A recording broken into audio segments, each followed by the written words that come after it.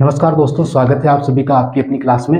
हमने न्यायपालिका को लेकर जो सरकार के साथ जो टकराव हुए थे, हमने काफ़ी गहराई से इस बात को समझा और हमने ये पढ़ा भी है कि जो टकराव न्यायपालिका के साथ हुए सरकार के, उसमें न्यायपालिका ने अपनी भूमिका और खुद को स्वतंत्र रखने की कोशिश की और वो अंत में एक मूल ढांचा कॉन्सेप्ट बना के रख दिया, जिसके बाद हमें ये पूरी तरीके से एहसास हो गया कि अब न्यायपालिका किसी के भी दबाव में काम नहीं करेगी। ये तो ठीक है चलो, लेकिन हमको ये देखना पड़ेगा कि शुरुआत में जब हमारे देश में संविधान लागू हुआ, उस वक़्त जो न्यायपालिका हमारी थी, उसके जजों की नियुक्ति कैसे हो रही थी? क्योंकि ये समझना काफ़ी ज़रूरी होता है हमारे सामने।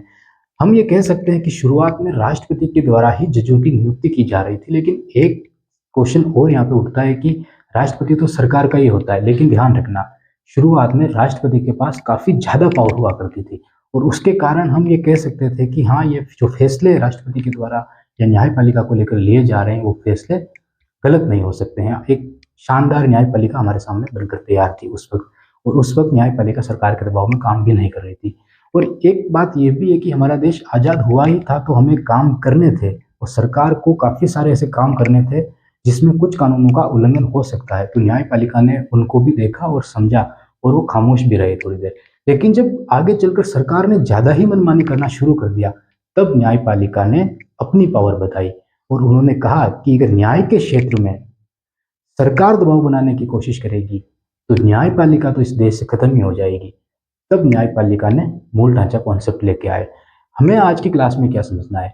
हमें जजों की नियुक्ति को लेकर हमारे देश के अंदर एक सिद्धांत आता है, थ्री जजेस ऑफ थ्योरी कहा जाता है उसको। हमको उसको लेकर बात करें। लेकिन ये बात करने से पहले आपके सामने कुछ क्वेश्चन है जो मैं पूछने जा रहा हूँ। अगर आपको आते हो तो कमेंट में आप बता देना। पहला क्वेश्चन है कि अगर जजों की नियुक्ति सरकार के द्वारा ही की जाने लगे, जैसा कि अभी मोदी सरकार के अंदर भी एक कानून बना दिया गया था, उसमें सरकार के ही ज़्यादा मंत्रियों को या गृह मंत्री को रखा गया था, ताकि जजों की जो नियुक्ति हो वो सरकार के द्वारा ही की जा सके। इस तरह का एक कानून लाया गया। पहले भी जब सरकार में और न्यायपालिका में टकराव हुआ था, उस टकराव के बीच भी एक ऐसी स्थिति बनी जब न्यायपालिका ने ये कह दिया था कि सरकार को हम सलाह दे सकते हैं, लेकिन सरकार हमारी बात माने ये ज़रूरी नहीं है। हमारी सलाह सहमति नहीं होगी, ऐसी बात भी कही। तो आपको क्या लगता है, ये कितना सही है कि एक जज की नियुक्ति या आने वाले जो वरिष्ठता के आधार पर जजों को चुना जाएगा, उन 5 जजों की नियुक्ति एक साथ सरकार कर दे, उस पैनल की नियुक्ति सरकार कर दे, ताकि जो भी फैसले न्यायपालिका लें, फिर वो क्या स्वतंत्र रूप से ले पाएगी या उनके ऊपर सरकार का दबाव बना रहेगा? या हम ये कह सकते हैं कि जो ये संवैधानिक संस्था है एक न्यायपालिका, ये न्यायपालिका सरकार के लिए काम नहीं करेगी, अगर नियुक्ति सरकार ही कर रही है।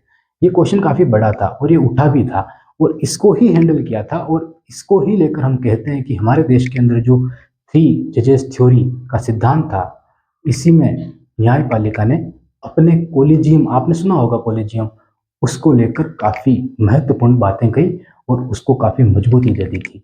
उसी को लेकर हम चर्चा करते हैं। सबसे पहला केस आया था 1981 के अंदर। 1981 में 7 जजों की बेंच बिठाई गई और 7 जजों की बेंच में फैसला दिया गया। फैसला ये था कि सरकार को हम सलाह देंगे, लेकिन हमारी सलाह सहमति नहीं होगी। और इस फैसले के अंदर 4:3, मतलब 4 जजों ने ये कहा कि सरकार जिसे चाहे उस जज को नियुक्त कर सकती है, हम सिर्फ सलाह देंगे कि आप इन नामों को नियुक्त कर दीजिए। ठीक है, तो ये गेंद जो फेंकी गई वो सरकार के पाले में फेंक दी गई। उससे क्या हुआ कि सरकार के हाथ में पावर आ गई, किसकी? जजों की नियुक्तियों को लेकर। तो पहला केस ये था जिसमें सरकार के हाथ में पावर दे दी गई, कार्यपालिका की सारी शक्तियां, न्यायपालिका की सारी शक्तियां सरकार के हाथ में थी। दूसरा केस जो आया था उसकी बात करते हैं। जो हमारे देश में दूसरा केस आया 1993 के अंदर, उसमें सुप्रीम कोर्ट ने कहा कि अगर न्यायपालिका एक संवैधानिक संस्था है, तो हम ये कैसे तय कर सकते हैं कि सरकार ही जजों की नियुक्ति करेगी, जबकि जो भी कानून सरकार बनाएगी, उस कानून की जो व्याख्या करने वाली जो संस्था है वो तो न्यायपालिका ही है। अगर सरकार ने ही जजों की नियुक्ति कर दी, तो जो हम व्याख्या करेंगे वो व्याख्या किस प्रकार करेंगे? क्योंकि हम तो आप ही के आदमी हैं, आप ही के द्वारा हमें चुना गया है।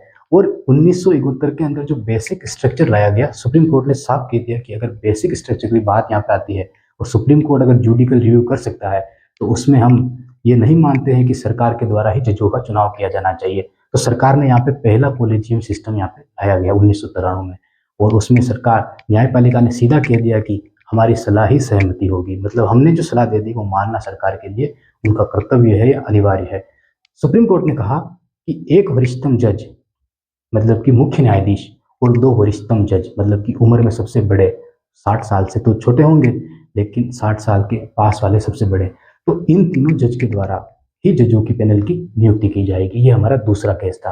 अब हम बात करते हैं तीसरे केस को। 1998 के अंदर राष्ट्रपति थे नारायणन। उन्होंने क्या किया था कि सरकार के बीच में और न्यायपालिका के बीच में जो टकराव बढ़ता जा रहा था, इससे हुआ क्या था देखो, जब जजों की नियुक्ति सीधे न्यायपालिका के द्वारा ही की जाने लगी और सरकार को साइड में रख दिया गया, तो सरकार के काफी सारे फैसले पर रोक लगने लग गई थी। अब इससे क्या हुआ कि जो टकराव बढ़ रहा था तो राष्ट्रपति को आगे किया गया था, और आपको पता है राष्ट्रपति की पावर छीन ली गई थी। तो उससे क्या हुआ कि जो भी राष्ट्रपति को करना था वो सरकार के द्वारा ही किया जा रहा था, एक तरीके से मंत्रिपरिषद के द्वारा या जो प्रधानमंत्री होते हैं उनके द्वारा। तो राष्ट्रपति को आगे लाया गया और उन्होंने कहा कि हम सुप्रीम कोर्ट जाते हैं तो सुप्रीम कोर्ट ऐसा फैसला सुना दे जिसमें थोड़ा बहुत सरकार का भी हस्तक्षेप रहो जजों को चुनने के लिए। हुआ ये नहीं था, हुआ उल्टा हो गया था। यहाँ पे सुप्रीम कोर्ट ने फैसला दिया, जो तीसरा केस है थ्री जजेज ऑफ थ्योरी जो हम बात कर रहे हैं, उसमें जो तीसरा केस 1998 में आया, उसमें भी ध्यान रखना दूसरे केस में भी 9 बेंच की जज बैठे थे और 7-2 से फैसला आया था, इसमें भी वही फैसला आया।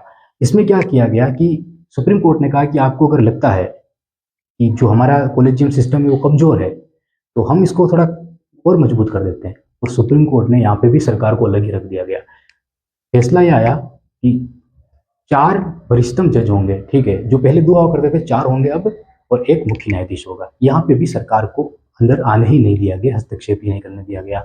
और यही कहानी थी जजों की नियुक्ति को लेकर। जो आज जो हमारा पैनल है जजों का, एक तो हमारा सुप्रीम कोर्ट के हाथ में बेसिक स्ट्रक्चर है और दूसरा ये कॉलेजियम सिस्टम, इसको अगर खत्म कर दिया गया तो न्यायपालिका की स्वतंत्रता पर दबाव पड़ने लग जाएगा। इसीलिए सरकार को इसमें हस्तक्षेप करने से बिल्कुल ही अलग रखा गया।